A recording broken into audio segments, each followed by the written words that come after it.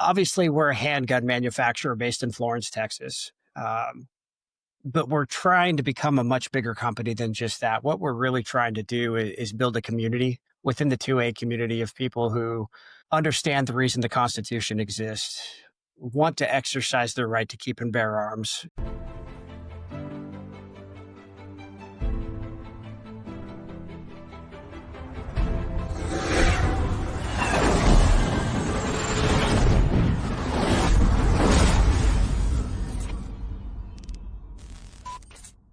Well, Mr. Buck Pierson, we want to welcome you to Whiskey and Windage. We've had guests from Staccato on, a couple actually, from your company, but this is the first time we've had you, and especially as the new CEO face of the company. So welcome to Whiskey and Windage, my friend. Yeah, thank you for having me.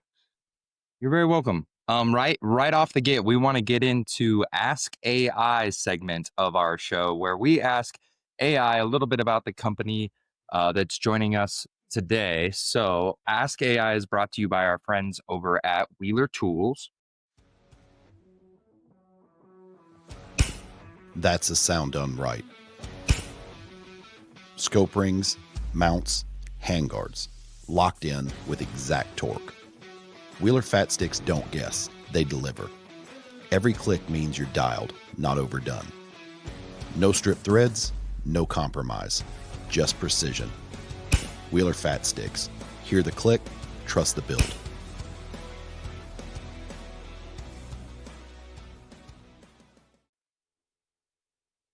So I asked AI, who is Staccato? And it's a pretty long-winded, so I'm going to try and consolidate just a little bit. But it says, origin and history, founded in Texas, originally known as STI in the early 90s. It emerged as a partnership between gunsmiths Virgil Tripp and Sandy Strayer, focusing on a modular 1911 style handgun. Reintroducing a new design in 2011, the 2011 was born as a double stack M1911. Based in Georgetown, Texas, Staccato designs, engineers, and handcrafts its pistols entirely in the U.S. using American steel and parts. The company is veteran-led and takes pride in its strong ties to military and law enforcement communities. Yeah, AI is doing a pretty good job. I was going to say, yeah, is there anything you want to add to that? No, it was a pretty good overview of the history of the company. Yeah. So before we get into anything else, why don't you tell us a little bit about you? What led you up to, coming in and being at Staccato? Yeah. I guess that's the first question. Sure. So I was actually friends with our former CEO a couple of years, Nate Horvath, a couple of years before he became the CEO of STI. And he had kind of talked me into coming in to help him clean things up a bit and do a little bit of product development and kind of help on sales, which within 2 weeks of me starting, I realized was nothing but sales, which was okay at the time. I don't think Nate knew the full scope of how bad STI was doing before he came in. So we were like the original two. Nate came in and I was his first hire. And I started as just an entry-level sales manager. I pretty much dealt with every dealer we had west of the Mississippi except for Texas. And at the time, STI had just decided they weren't going to use rep groups anymore or any of that, and they were going to build their own internal sales team. And I was the very beginning of that. There were some other people from the company that they brought in who were doing different things prior, and they just put them into the sales office. But it was basically a brand new team when I started. When you first started, for everyone that's listening who doesn't know, when STI came out with their new idea, their 2011, it's a great idea. It just wasn't perfected. How hard was it for you sales wise? What were some of those challenges trying to tell people once you guys got the new versions off the ground? How hard was it to switch people over and say, hey, I promise this isn't the old STI? Yeah, I mean, it took a while. I'm not going to lie. It was the STI's reputation when I came on in January of 2018 wasn't great. It was kind of one of those small companies that if you knew who they were, you knew who they were. It was primarily competition circuit, which at the time there was only about 25,000, 30,000 people competing nationwide Mhm. through all the different shooting sports, handgun related shooting sports. So the brand had very little brand awareness across the broad consumer market. I had very little experience with STIs, and it was at a competition where I saw another team running them, and their guns were having issues almost every stage. But when the guns weren't having issue, those guys were the fastest guys on those stage. So that was all I knew about the brand going into it. I didn't know the difference between a double stack 1911 like an old Para Ordnance or a 2011 with the polymer grip modular frame. So when I started, they were still actually using the old original 2011 magazines at the beginning of 2018. They had just introduced the Gen 2 updated full size magazines late 2017, but only like probably 10% of the guns we were shipping got those magazines. We had them in such low volumes. They were still getting these old magazines that were, being hammered on in the back of the shop and welded together. And I remember one of the gunsmiths was telling me, he was like, "Oh yeah, the mags really aren't as bad as everyone says. You just have to tune them to the gun." And I came out of the military. I'd never heard the term tune a magazine before. And I was like, well, what the fuck does that mean? And he was like, oh, you got to take these measurements and then you do this measurement of the gun and you kind of beat on it with a hammer. And I'm like, well, that's just the most ridiculous thing I've ever heard Yeah. of. Like, who would want to buy this? Hand fit magazines. Exactly. Like it was completely lost on me, and Nate felt the same way. And Nate was he was the driving force at the very, very beginning of, we need to clean some of this up. We need to figure out what we're doing. At the time, STI had like 65 different SKUs of pistols, and I couldn't tell you why half of them existed. Like there was so much product overlap, it made no sense to me. It didn't make sense to the general market. So, aside from quality control, figuring out how to make the mags more reliable, it also directly tied into like, what SKUs are we going to make? And does every SKU have a purpose? If it doesn't, we shouldn't make it because it's a waste of time and we're too small of a company. So those were kind of like the high level problems. Okay. I think, yeah, it was a lot Yeah. up front. I get And like my first 2 weeks there, you're just making outbound calls to dealers. Every phone call was an ass chewing from a dealer about how bad our customer service was, how bad the guns were. Their customers would bring them back to, dealers didn't know how to file warranty claims. It was every day was brutal. That probably first year there.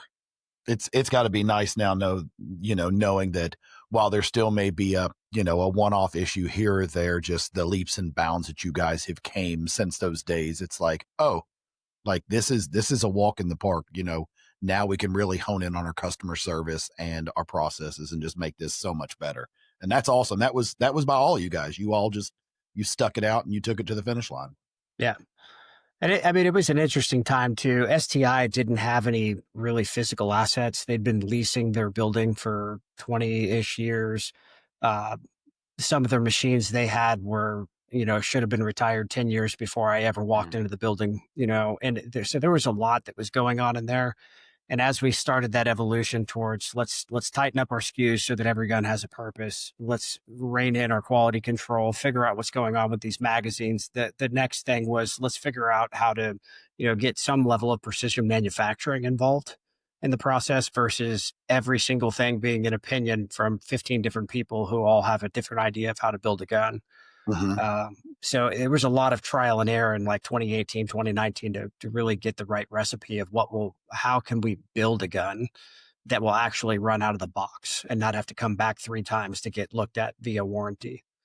Yeah, Matt and I always, we always are taken aback when we really think about it, and I'm sure you are too. But listeners, if you think about this, we're talking a company that is, I guess, a rebrand of a company and a start over, a reset of a company. I mean, it's only what, 7 or 8 years old.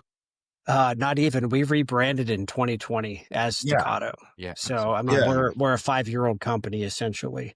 yeah. And so just the corrections, the upscaling of the equipment, the upscaling of the pistols, the upscaling of the whole experience. I mean, you're actually breaking barriers every single day. Like it's hard to do what you guys are doing. I mean, and it is a team effort, and we'll get into how you lead it later. But let's jump right into the roles of what you are. What is your role at Staccato, and what is your personal connection to the brand that you haven't previously touched on? Yeah. So I'm the co-CEO along with my counterpart, Justin Honia. Um, so I basically manage all of new product development, marketing, and sales. Justin has all of the manufacturing, HR. He manages the two ranches that we have, and then we share finance. We work together across departments, obviously, but those are our direct kind of reporting departments that we have and how we have it, the company split up right now. Okay. My direct tie, as I said, I've been here for 7.5 years. I'm pretty emotionally invested into the company because I think it can. We're still a toddler in my mind. We have a long way to go. We have a vision for where we want to go and how to get there, and I want to be part of it. So I'm planning on retiring from Staccato, not jumping around in the industry wherever. I like being in the industry. I've met some really cool people here, but Yeah. Staccato is my home, and I think that's the way most of our team feels. We kind of carry that family vibe even in the office, and we've got almost 400 employees at this point, and it's Wow.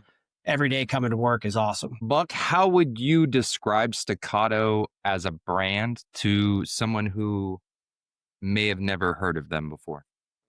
Yeah, so it's a difficult thing to say for somebody who's never heard of us because you can't really just lean back and be like, well, we were formerly STI. Because if you've never heard of Staccato, I can almost guarantee you've never heard of STI. Probably.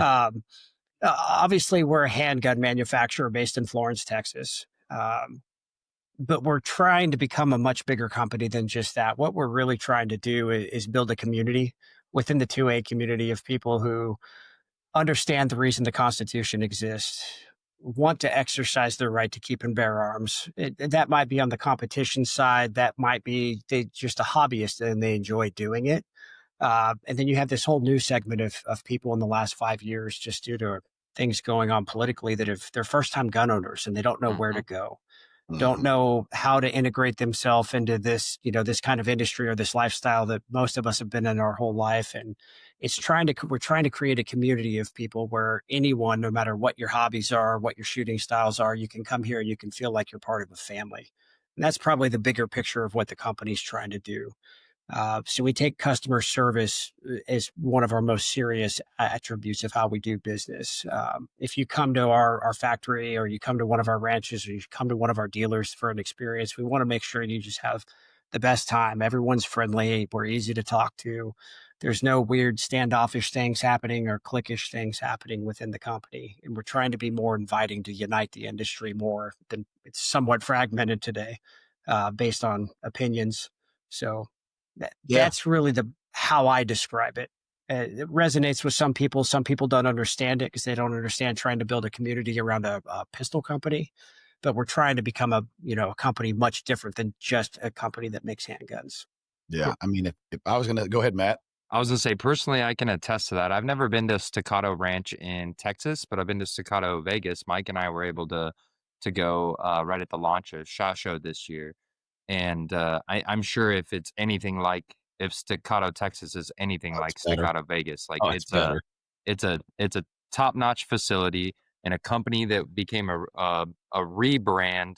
Like you're doing a great job of making the brand more it's like a lifestyle brand almost, not just a handgun. Yeah. It's like you can do fitness here and high level training and um of course shoot staccatos, buy staccatos. You guys are doing an amazing job at that and welcomed us just like family too, made us feel like we were part of the group. So hats off to you guys for that. Yeah, and we're investing a lot in the Vegas property to build it out, and we've already done a lot of infrastructure development on the Texas side. So you definitely got to get out to Texas and check out Staccato Ranch in Texas. Heck yeah. Yeah. We have a lot of shooting things out there that aren't even handgun shooting things, but they're Yeah. fun, and it's more about just come and have fun in a safe way. And That's the default effect it's at is everybody wants to do more of it, and if we get more gun owners shooting more often, we're not going to lose our gun rights in 1 or 2 generations. It'll Yeah. be passed down to their children, and if their kids have fun, they'll pass it down to their kids one day. And that's how we kind of keep this good thing we have going alive. yeah. Yeah. Well, speaking of passing it down generationally, let's jump into some rapid fire questions so we can learn a little bit about you more. Sure. These are quick questions. We'll ask you short answers. We'll run through them pretty decently quick. And then at the end, if we want to touch on any of them, we can. They're super fun, so there's no pressure on this. This week's segment is brought to us by Tipton. Your workspace matters, and the Tipton Best Gun Vise 360 doesn't play around. Built for serious shooters, this vise locks down rifles, shotguns, and ARs with zero movement and full control. Tool-free adjustments, rock-solid clamping, and a 360-degree rotating cradle give you access from every angle. No shortcuts, no compromises. Whether you're building, cleaning, or dialing in, this vise was made to keep up. Tipton Best Gun Vise 360. Built to hold, built to work. And our first question is, what is the first firearm you remember shooting? When I was probably 4 years old, my dad refinished the stock on an old 22 bolt gun. He had gotten at a garage sale and started teaching me how to shoot on that.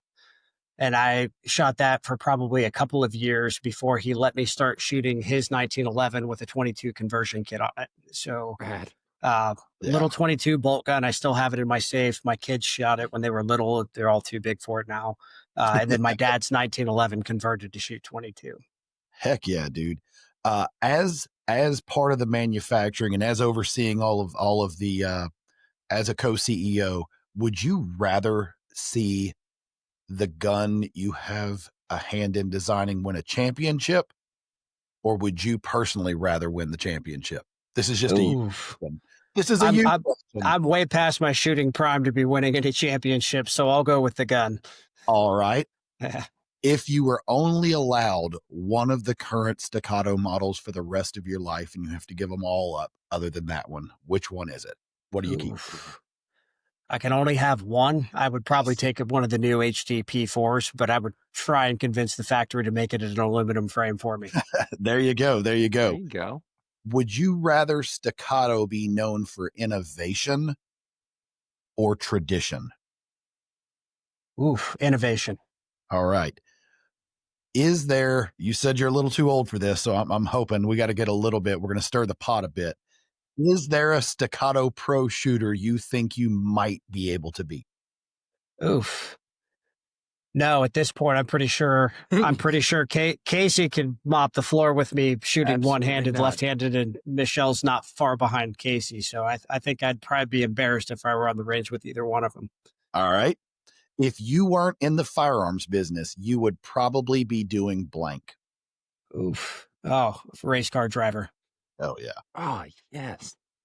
Do you feel like the next huge leap in the entire 2011 platform, because it's a huge craze right now, do you think the next huge leap is more or less than 3 years away?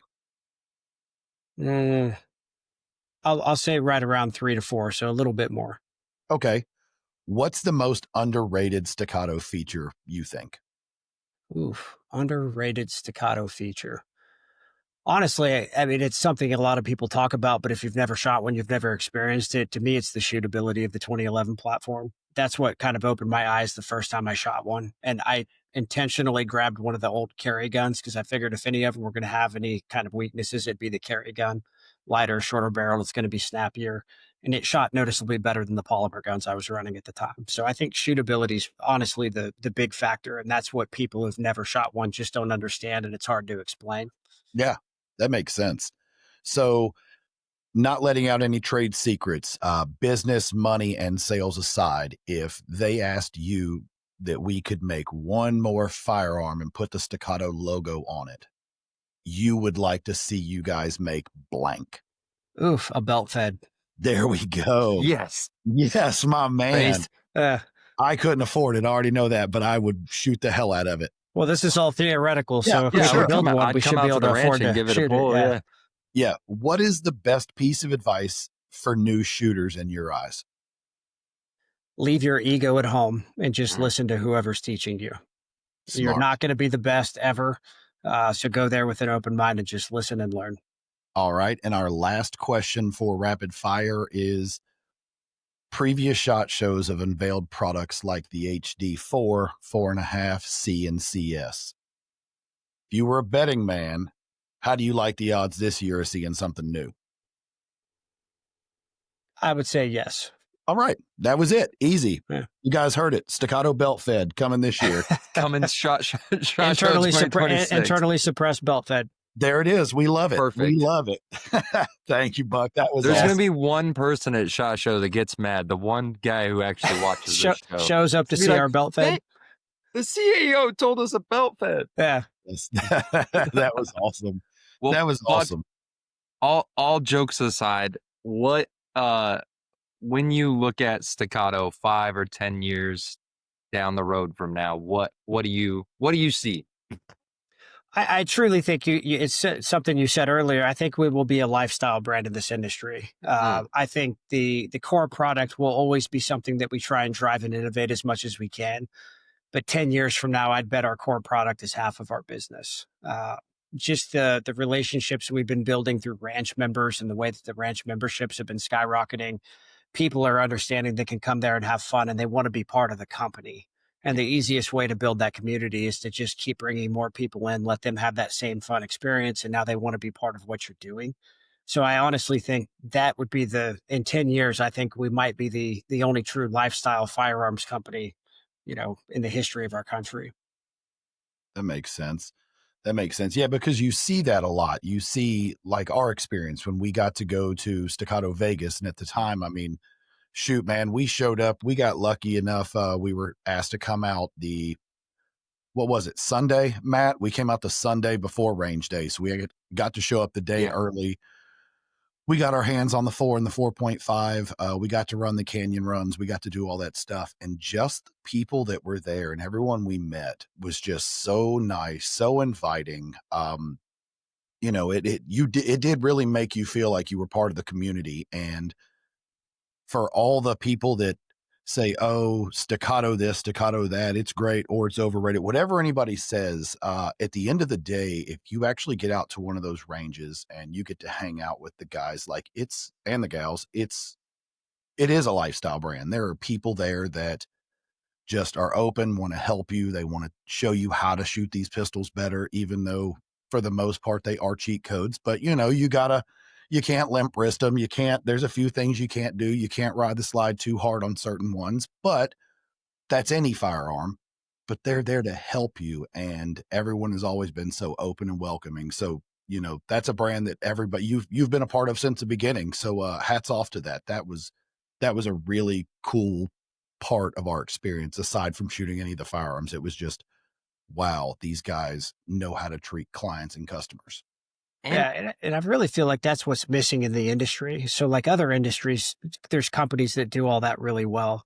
The gun industry is always just I want to sell you as much as I can and then move on to the next purchaser. And there's so little relationship building that it seems like happens in the industry. It happens company to company, but it doesn't happen company to consumer. And that's really what we're trying to change. We want to know our consumers. We want them to feel like they're part of us. So that's really one of our biggest things going forward. And we really, in all honesty, we started doing that like 6-7 years ago, but we were so small, nobody knew. Now we're barely big enough that people are recognizing that we're doing things a little bit differently than other companies. Yeah. So with all of the competition that is coming out of the woodwork, between 2011 platforms or double stack 1911, whatever we want to call them for everyone else, between that and suppressors, there is just a craze going on right now. Everybody's coming out. Everybody's trying to get their name in the market. What core values do you guys keep that drive the decisions for you to, every day in this company? Like, what are those values? Yeah, well, I think the biggest one for me and for the rest of the team is always working from the customer back. Like, we don't want to sit around in a conference room and make a decision to do something that has had zero demand from any of our consumers for it. So we base on the majority of our decisions, whether it be product development, how we execute different things at the ranches, different types of experiences we have, all of that based off what customer feedback to us is, regardless of the customer segment. It could be a new gun owner, it could be a competition shooter, it could be a law enforcement officer. You pick your consumer market. It doesn't matter. We just listen to all of it. I think another thing that's an important core value of ours is always owning our mistakes and sharing our wins. We'll come out if we've done something wrong and we'll fix it. We'll take care of it. If market demands, shift, and they frequently do, we want to make sure we stay ahead of that and are providing what the customers are asking for. And, before it's too late, ideally they'd be telling us what they want and we'd have it done in rapid time, but that it doesn't always move that fast. Yeah. Um, I think always striving to move forward as a brand in everything you do would be my last, of my top three. You have to constantly evolve because market trends are constantly evolving. The market is changing, all of those things. You never want to be stagnant. When you're stagnant, you end up like a Colt, for an example. Mhm. Like Colt was the American company for a long time, and they've failed to innovate for, I don't know, since I was probably a little kid. And even that was debatable looking back on it from my, 46 years old now. So never want to stagnate, always want to be continuing to innovate and move forward. Yeah, that's a good So answer. speaking of customer feedback, what I guess on a real basic level, again, coming back to maybe somebody who's not real familiar with the Staccato products, like what are some of the elements in a 2011 that make that staccato feel? What makes it a staccato? Yeah. Well, I mean, the heart of it is really it's a 1911 at its core, right? So America's handgun has the best trigger to any other pistol that's ever been made, arguably. I doubt you'd find an American who would say something different. You can get aftermarket stuff tuned up and you can make other triggers close, but the reality is a straight pull single action trigger is about as easy as it gets for trigger consistency, regardless of your skill level. You start factoring in the linked barrel design of the original 9 mil robbing inertia, which, causes less felt recoil, but now it's in a 9 mil instead of a 45 and it has a bull barrel instead of a bushing barrel. You're putting weight in places of the gun that aren't moving. And then when you couple that with the modular frame, especially with a polymer grip on shorter barreled, shorter slide length guns, the polymer does make a big difference compared to like aluminum or steel in your kind of less than 4.5 inch guns. I think you just add all those things in together, and then the quality control we have and the care we put into manufacturing and gunsmithing, you get a product that'll work out of the box. And it's just a very pleasant shooting experience, especially if you're an inexperienced or brand new shooter. It's very different than if you've never shot a handgun before and you pick up a Glock 17 and shoot it side by side with a 4.5 HD. There's no comparison to the felt recoil, how much the gun moves, all of that. To a novice shooter, that's all the difference in the world. And if they enjoy shooting something, they're going to shoot more. And by default, they'll become a better shooter Yes. and a safer shooter versus somebody who buys a gun, first gun they've owned, they shoot it once, they hated the whole experience of shooting it, and they leave it on their nightstand for the rest of their life. And they don't go to the range anymore. They don't shoot anymore. They're not training. Their experience level is started and ended at that first box of ammo they put through that first gun they bought. We're trying to change all that. And I think the shooting experience is the biggest selling point of a 2011. Yeah. So I want to talk about the gun we're not allowed to talk about, the next gun. So without giving away too many hints, how do you decide what innovation makes it into production and what innovation stays on the drawing board? Because I know that you guys probably have the next one already worked out, but you guys are looking at, version 3 or option 3 way down the road already. So when you're developing, or you can relate back to the HD lineup, how do you guys decide, all right, this is what we want to do. Here's our, do you start with, let's build a gun and then establish a price point? Do you say, hey, we got to come at this certain price, or this is kind of our target area, we're missing something in this market, let's build to that? How do you do that and decide what innovation and production stay on the board? Yeah. Well, I'll tell you this to keep it as high level as I can for the first part of the question. We have 3 families of pistols we're working on right now within the engineering R&D department that have nothing to do with the HD family. They're far beyond. Some of them may not even be in the consumer market for 3 or 4 years. What we did was it's all the consumer feedback. Who's asking us for what? What is the broad market looking for? Where can we improve our current product? Uh, the next part of that is we built out an entire engineering team. Like for real engineers. Like when I first started, we had no engineers. It was just gunsmiths only. And every gunsmith had a different opinion on every single thing that went into a gun. So on any given day, you've got 30 to 60 different opinions floating around on how you're supposed to manufacture a gun. We've built quite a large engineering team for a company of our size, and they're really exploring different coatings that are being used in like aerospace and high level racing, like Formula One level racing, MotoGP level racing, different materials and things where you can get more strength than traditional 4140 steel or, 7000 series aluminum, which has been used forever in handguns, and looking at different ways to make a gun that will maintain the shootability, but have all these other things that the market's looking for, and could literally be you buy this gun, when you're 21, and it'd still be working when you're an old man. That's what we're trying to get to. And we'll know there'll have to be a lot of iterative changes based on market demands, but we're trying to make something that would last you your whole career if you're a law enforcement officer, or your whole life if you're just a recreational shooter, and try and be innovative about how we do that. Yeah, it's interesting because a friend of ours from Q, Kevin Brittingham, he used to beat his chest about innovation, innovation, innovation. I'm the only guy around here innovating.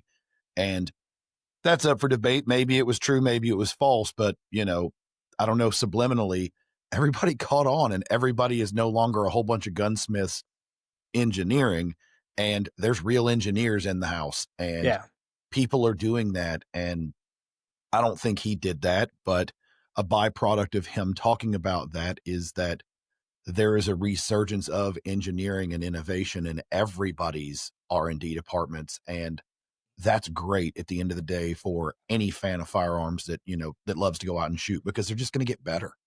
Absolutely. And it'd be great if every company worked that way. But I honestly think that the company kind of gets, not the company, just the gun industry gets kind of, they get on a treadmill, so to speak. They're like, this is working really good, so we're going to stay right here and we're going to run it until we can't run it anymore. And sometimes that's decades. Uh, like handguns specifically, if you look at like old H&K, not new H&K, but like, 1960s to like late 1990s, they were trying all kinds of crazy stuff, and it was all engineered very precisely. Now, some of it was ahead of its time. Some of it was, was never going to work out in the US market, but at least they were trying different things to see what they were trying to make the best pistol they could. And, it's kind of strange, like in the US gun industry, we're the biggest market in the world. But after Glock started getting super popular in the early 90s through the late 90s, everyone just started copying what their version of a Glock is. And it's like, okay, well, that's not innovation. Now you're just making the cheapest possible polymer gun you can. And at the end of the day, it may or may not even be better than a Glock. It's just different ergonomics. Yeah, And that's kind of run its course where, most of the polymer guns are all pretty good now from the major companies. And it really comes down to which one do I like aesthetically and which one do I feel the most comfortable shooting. And that's really your choices. And that's not real innovation anymore. So we're kind of at that phase where it's starting to kick off again. And I hope it goes across the whole industry. It'd be really cool 10 years from now if there's like all these really cool firearms and all these different segments from all these different companies, because everyone started thinking about how can we do this better. You're right. It seems like it's the craze of, hey, let's just buy a Staccato and let's take it to our R&D department and let's reverse engineer it.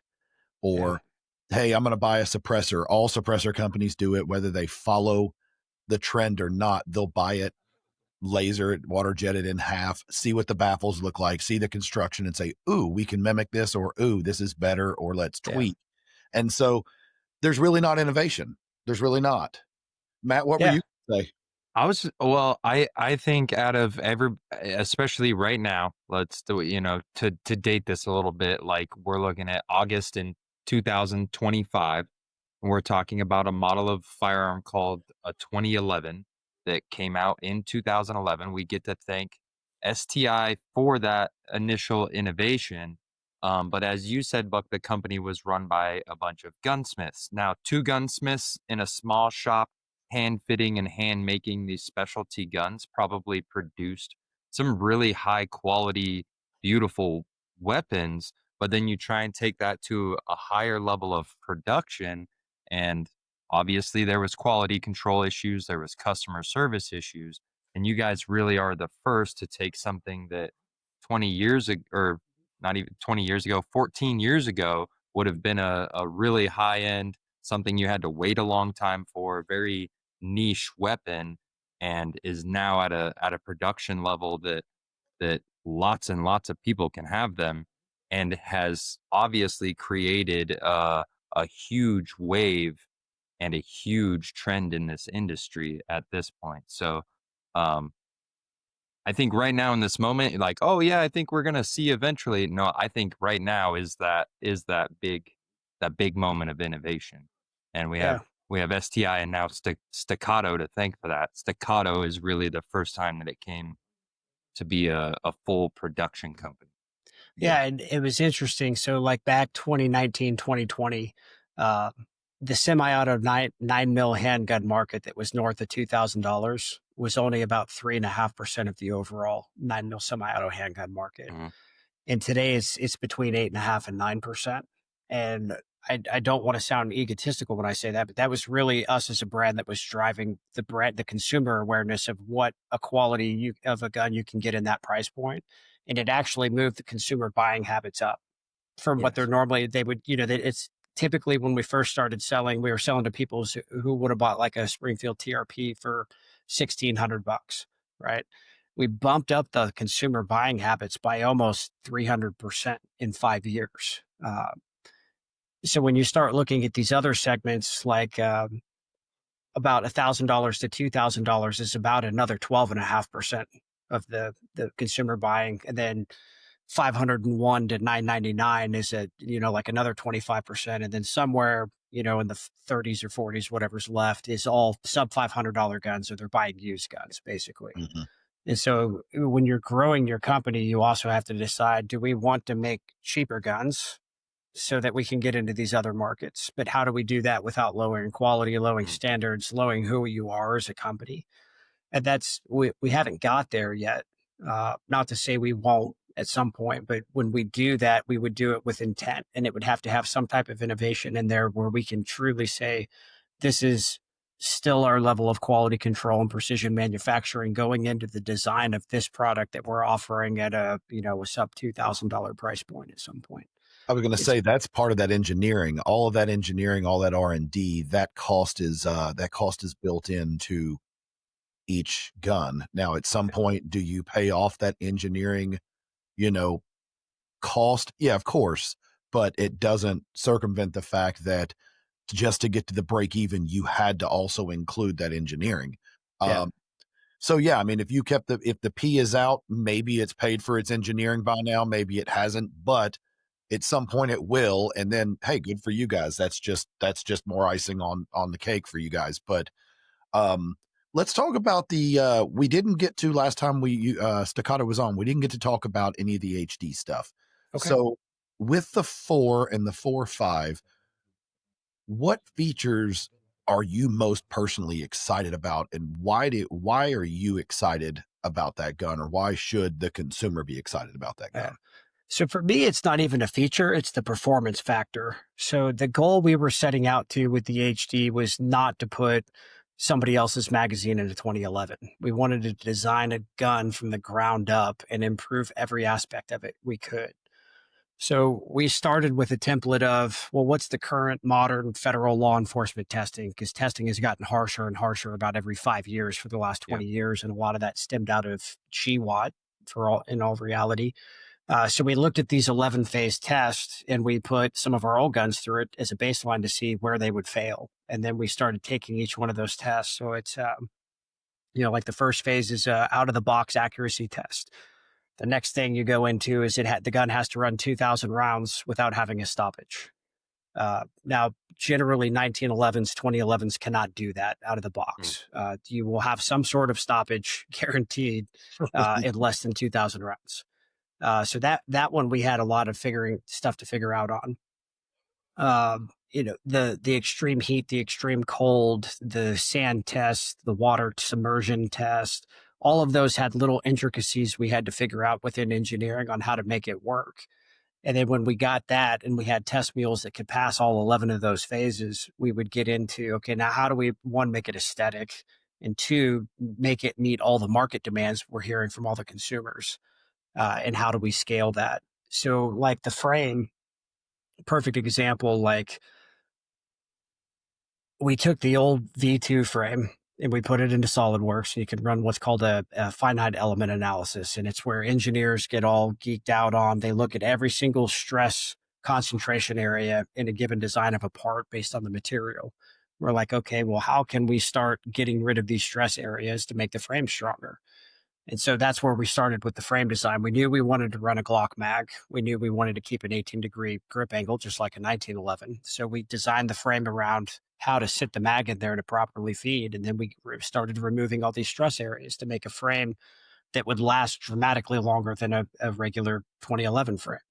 Mm-hmm. Same thing with the slide, all of that.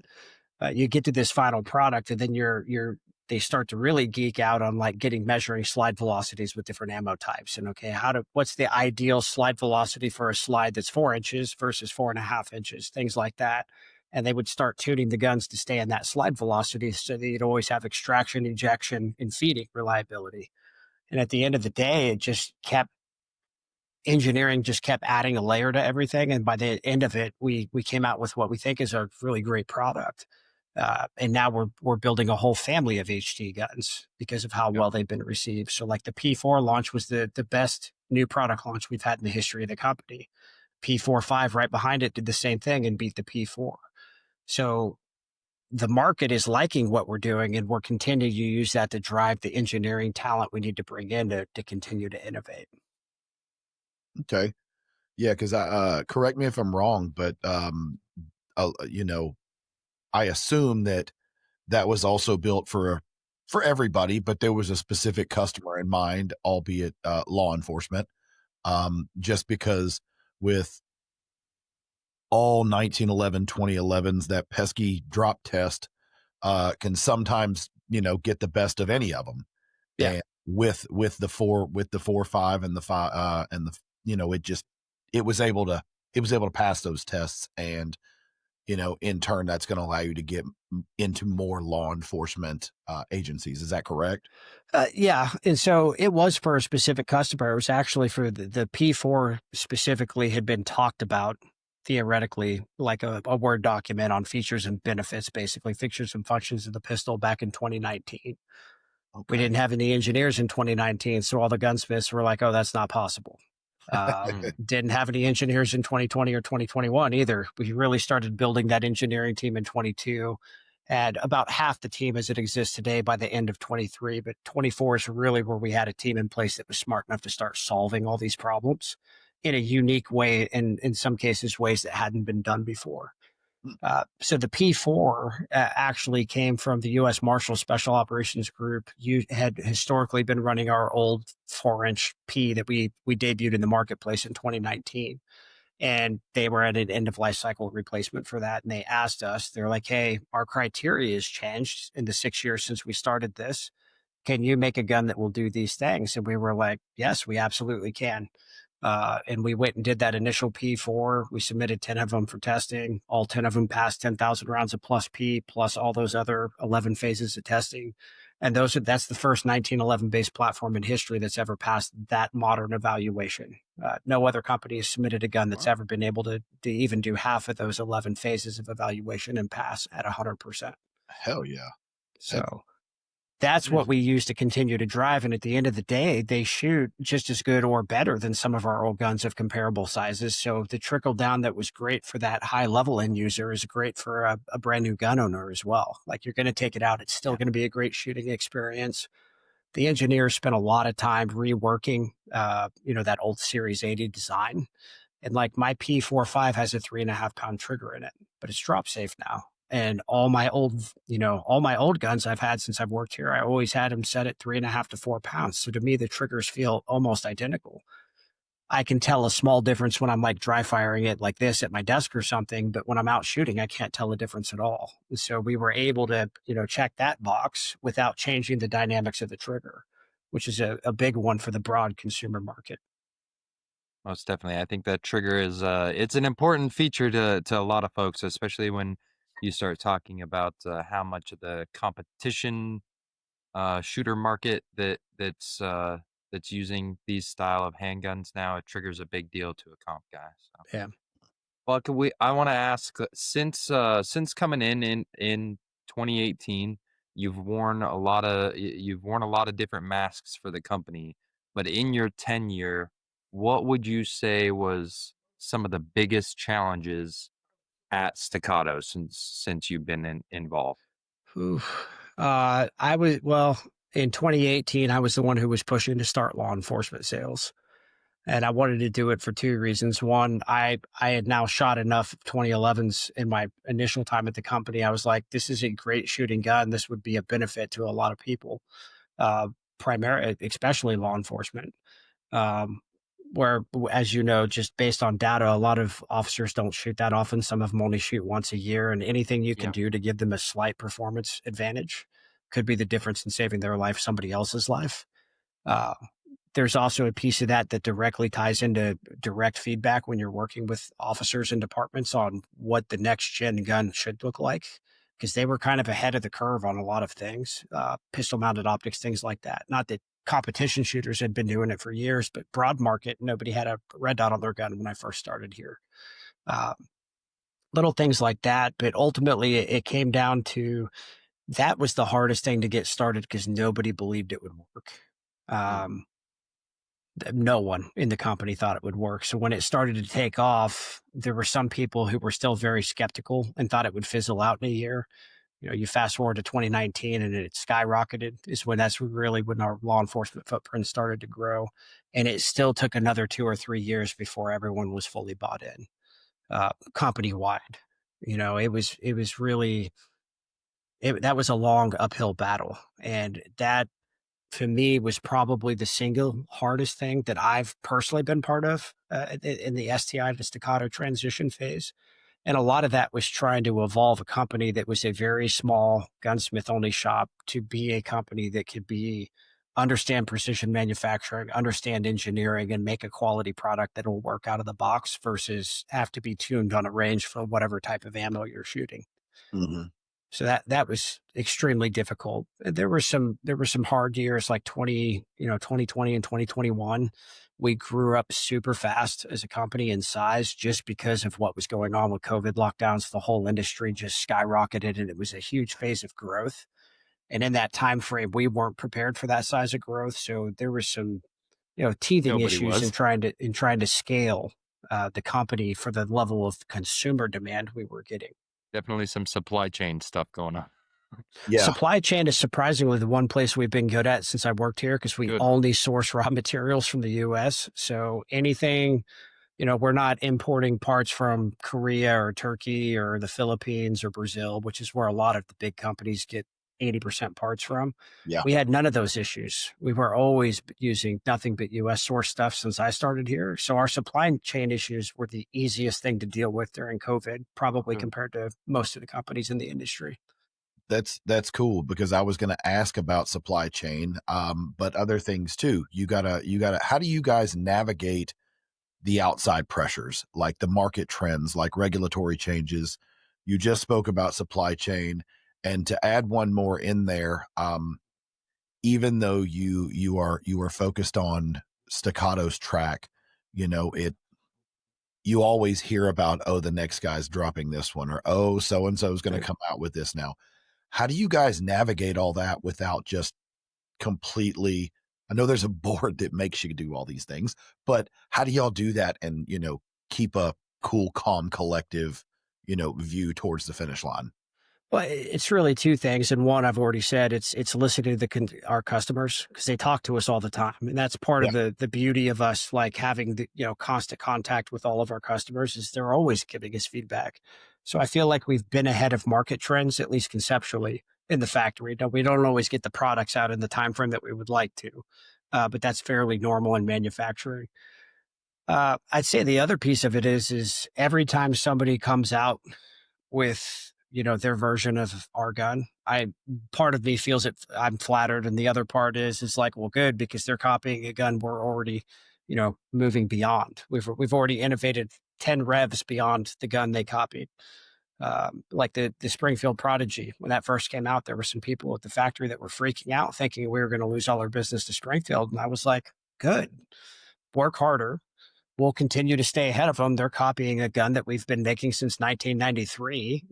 I'm not concerned with that. We know it's going to be full of mem parts, probably from, someplace else, and they'll eventually figure it out. Springfield does make some good 1911s, but generally their new product releases are fairly iffy. And I was like, this will be good. It's bringing more attention to the market that we're creating.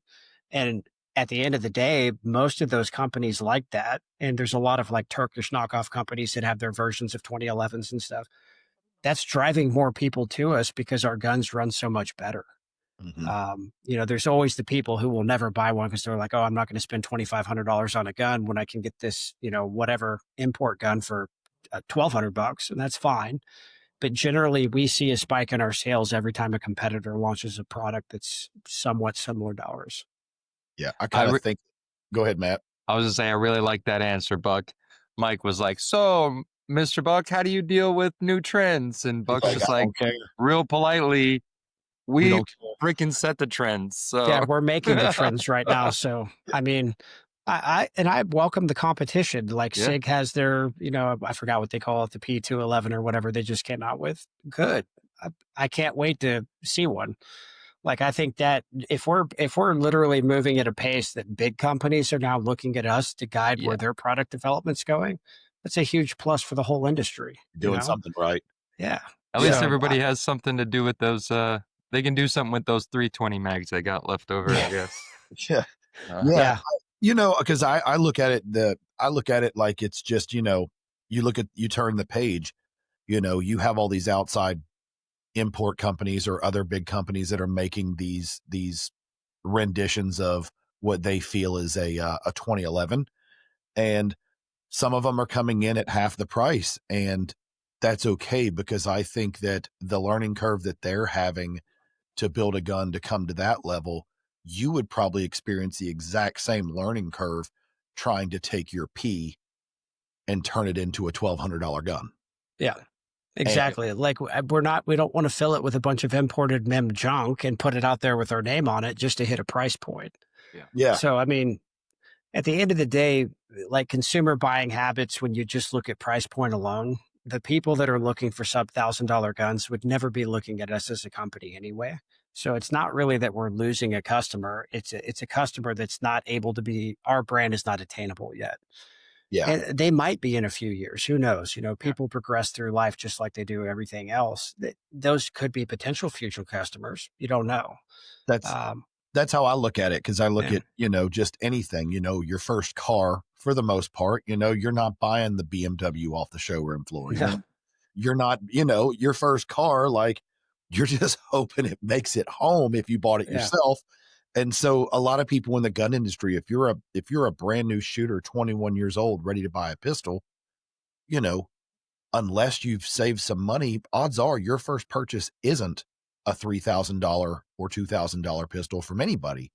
I kind of actually agree with it and hope that it's a $500 pistol to get you out there and learn how to shoot safely, do some things, realize what you're missing, and then shoot your buddies and say, oh man, I need that Gotta have next. me one of them. Yeah. That's the natural progression. I think we're all that way. I think everybody in life, you start with something and you just start building and you start living within your means. And the more money you make, the more your taste increases. It's just kind of how the world works. Yep. And it's with everything. It's not even just handguns. Like the AR market has $600 ARs and there's $6,000 ARs. Like I don't know anyone who went out and bought a $6,000 AR for their very first AR-15. Nope. You have to support something bigger than the product as a company to start pulling customers to you. And that's where we're trying to be different and do things that are far beyond just our product to draw people, build that community, build that family. People want to be part of your brand, even if they can't financially do it yet. You're aspirational to them, and that's a future customer. And we'll treat those people the same way we do customers of ours who have 20 of our guns. Yeah. Love that. So Buck, how shifting gears just a little bit, how important is competition and shooting sports to Staccato's brand?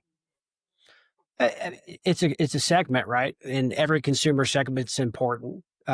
Lots of times the feedback you get from those guys is how you create your kind of flagship model, the gun that just shoots the softest, the flattest, and the fastest with the best trigger. That's all kind of deriving from that high level competition. So when you see our higher performance guns, that's stuff that came from the competition market for the most part. The flip side of that is you could have the same thing for concealed carry handguns. You know, guys like trainers like Mike Perkins who do everything with like subcompact guns from concealment all the time. Great segment of students that all provide feedback on what should go into a carry gun. Same thing with our duty guns. It's primarily driven by law enforcement, but you have a lot of general consumers who just like to go to the range and plank, don't necessarily want to spend $4 grand on an XC or something similar. They just want something middle of the road, and their feedback goes into that as well. So kind of the continuous improvement of a product line loop starts with every one of those segments of consumer and what they're looking for in a specific product set. Yeah. Yeah, that makes sense. And just like everybody else, all of your users, I'm sure the same is rings true with all of your sponsored shooters and all of your competition shooters. You take what you learn from these guys and you take their feedback on those pistols or that line and say, hey, I needed to do this, or hey, I'm noticing this, or how can we tweak this? And you Yep. guys take that insight the same way as you take consumer feedback for everything else, and that's what goes into the next rendition. Correct? Yep. And the great news is we let our competition shooters work directly with our engineers. So there's nobody diluting the data in between, you know, the end user and the engineering team. They get it direct from them. So it cuts That's down cool. the turnaround time to make some of these small improvements we make throughout the product and its life cycle in the market. That's really cool. It's a striking. I mean, it's a little ironic to me, I guess. You said you'd be a race car driver, and from at least from your perspective, it seems that Staccato kind of runs like a race team of a big auto manufacturer, you know, like Honda F1 or Ferrari Formula One. It's like this really high level of competition has a really extreme level trickle down effect all the way through the brand, all the way down to the consumer that just can buy a Honda Civic. Yeah, maybe they don't have a full carbon fiber body on that car yet, but a lot of technology that was in Formula One 20 years ago is now in a consumer level economy car. Yeah. So, I mean, uh, the highest level of sports is where you get the technology trickle down into yeah, other products. So like automotive comes from racing, motorcycles come from MotoGP, things like that. The aerospace, all of that stuff drives, materials, coatings, all that kind of stuff down to the lowest levels of manufacturing. So if you start looking at very high end stuff and you can figure things out, it makes it much easier to then scale it for manufacturability as well. And the lessons have already been learned in those industries, decades before. So yeah. I don't feel like a whole lot of companies look at that kind of stuff though, and that's one of the places where we are slightly unique in our future product development and in the engineering is we're looking at a lot of aerospace and Formula One level what's been done in cars. Yeah, I can't remember who we talked to, but somebody was doing DLC coatings on the insides of barrels. I can't remember who was doing that. Someone we talked to recently, and that was giving them more barrel life, which was ironic to me. But I mean, it was also like, okay, I guess if it can stand the heat. Yeah, And that's the cool thing about all of these people and everything they do is, doing these different coatings and doing these, the more the more sophisticated the coating, don't get me wrong, the gun always needs to be cleaned and lubricated, but the less the less amount of lubrication is needed depending on your coatings and or the old saying a little goes a long way. So those things are going to just help ensure the longevity of these firearms. Um, absolutely. And just to give an example, so like every rev of every new product we get will have 6 guns in that rev, and all 6 of those guns will get 50,000 rounds each. So within our engineering team, there's also a test team that's literally shooting 100,000 rounds a week outside through various test mules, Oof. testing the endurance of different things. And even if we make a very, very minor change on one rev, it'll automatically, we make 6 guns with that one minor change, and we start that process over again to make sure we're not losing anything throughout that new product development process. We're trying to get to where guns could literally have a lifetime for the owner. No wonder you started an ammo company. That Yeah. junk's not cheap, That's man. actually we started it originally. It was during the COVID stuff. We're like, well, we want to make sure our customers can get ammo. And then, you fast forward to 2024, and our engineering team is just shooting an ungodly amount of ammo throughout that initial P4 development phase. We're like, okay, we need to crank up ammo production to support engineering now. Well, and you're also being able to fine tune it because depending on who you're buying ammo from, you can get results across the board. Yeah. So for you guys to able to fine tune the ammunition itself, now you're taking the ammo out of the equation. So when you have the customer call and say, "Oh, I'm having this issue. I'm having this failure to feed. I'm having this, didn't eject correctly. I'm having whatever it may be," and they send it back, you can run your stuff through it. And, just as everyone else does, you're going to do your customer service. You're going to check it out, R&D that thing, figure out what's wrong, look at the warranty claim. And I bet a lot of times you get yeah, that was just some bad ammo, man. Yeah. And usually when we get a warranty, when they talk to our warranty gunsmiths, we'll find out what ammo they have, and we'll have some in our vault, and we'll pull it out, and we'll do all the test fire with the ammo the customer has before we send the gun back to them. Lots of times you'd be surprised at some of the things that come in on warranty. It's like the gun's completely bone dry. It's never been cleaned, just very novice, things like that. Is our warranty return rates are so low. It's actually pretty incredible. We're at less than 0.5% Wow. warranty on our Oh, on our wow. guns that we ship out. And most of the time, the gunsmith can diagnose what's happening with the consumer on the phone, and the gun will magically start working for them again while they're on the range. Oh, go Uh, figure. yeah. So, I mean, there's lots of user error, but that comes from, the last 25 years, we've really been a polymer gun industry. Yeah. So Mhm. there's a lot of people who did not grow up shooting 1911s like I did in my youth that just don't understand certain aspects of the gun. And once they learn it and hear it, they're totally fine after that. But it's all new until they get that level of instruction. Yeah, that makes sense. That makes sense. So with the market, with everything that you're doing growth wise, all of the families of firearms you mentioned earlier that are still in phases of development and all of those things, how do you guys ensure that you can maintain Staccato's high standards? Because as the SKUs grow, I mean, yeah, you can retire a few, but as the SKUs grow and the demand grows, that's just more irons in the fire. So how are you guys gonna put fail safes in to maintain that high standard? It really starts at the engineering level, not cutting any corners in testing, not cutting any corners in how we design a part.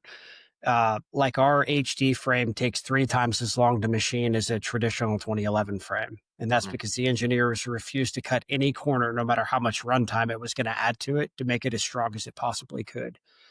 We carry that mentality with everything. When it leaves engineering and goes to manufacturing, we've built a 100,000 square foot facility. We bought all brand new machines. We replaced tooling at like 75% of the tooling's life to make sure we're not getting premature wear.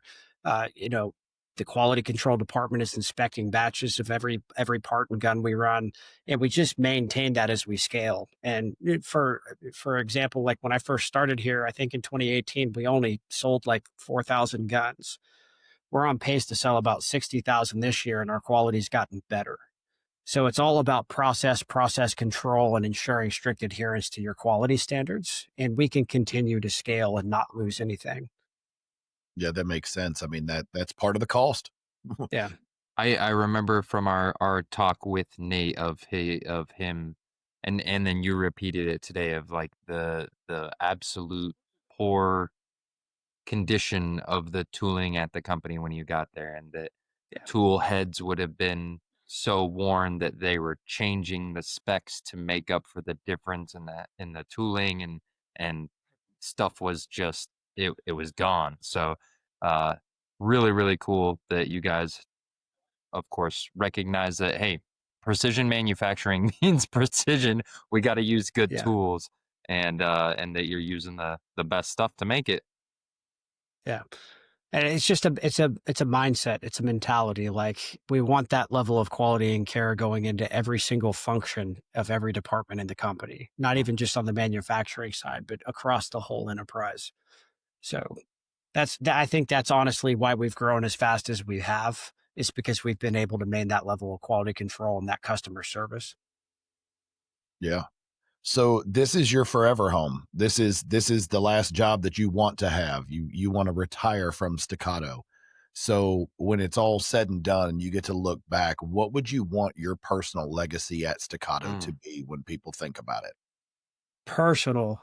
Honestly, I'm happy to be part of the team that we've built. I think the reason that we have had so much success is because we have attracted people who believe in what we're doing to our team. And we have the best team in the industry. And I say that with no hesitation at all. We have people from all walks of life who just believe in the company mission, and it makes it so much fun to be part of it. And my legacy is I'm happy to be here and be part of that team. There's nothing I've done individually that I feel like people need to remember me for, but I love the fact that I'm associated with all my coworkers at a professional level. Hell yeah. That's a What great a answer.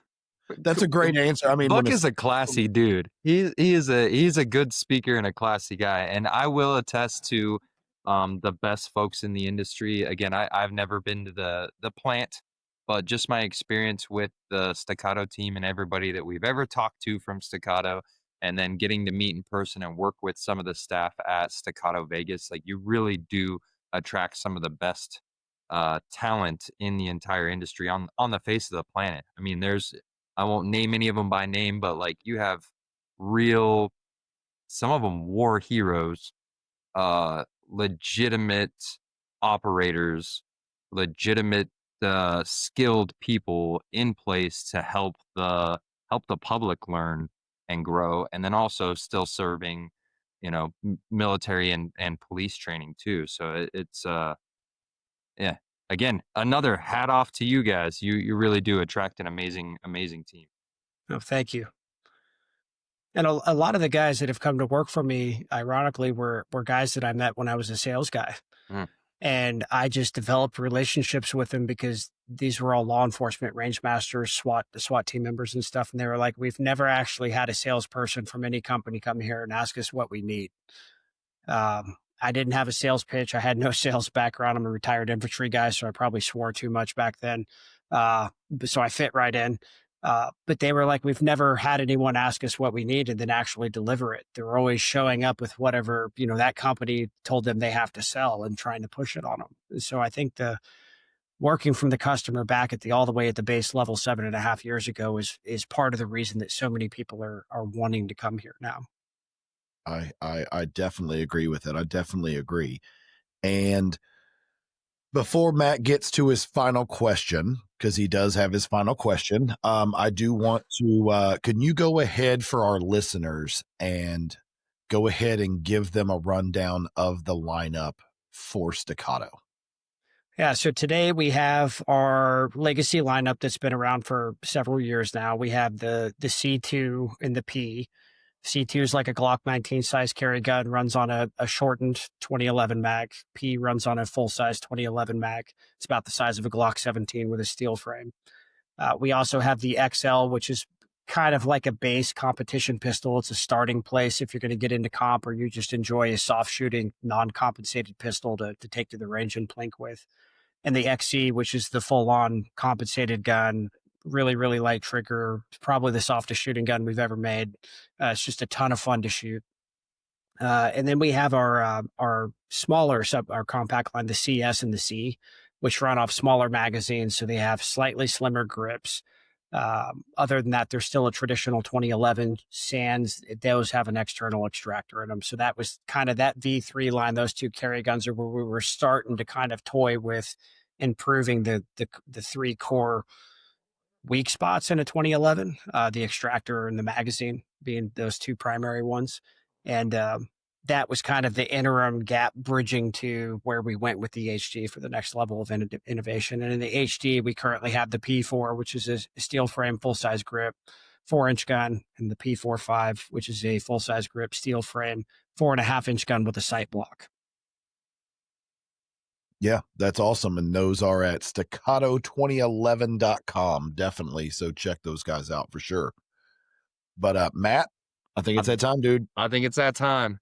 So, Buck, we've had a great talk, and Whiskey and Windage, it's more about just gun dudes sitting around talking about guns. So, as gun people, we all kind of secretly judge each other by the types of guns that we like. So, we want to know, Buck, outside of Staccato, I mean, I'm sure that one of them could land in there, but it's not the end of the world. It's not World War III or anything. But you can only have 5 guns for the rest of your life to do all the types of shooting that you like to do.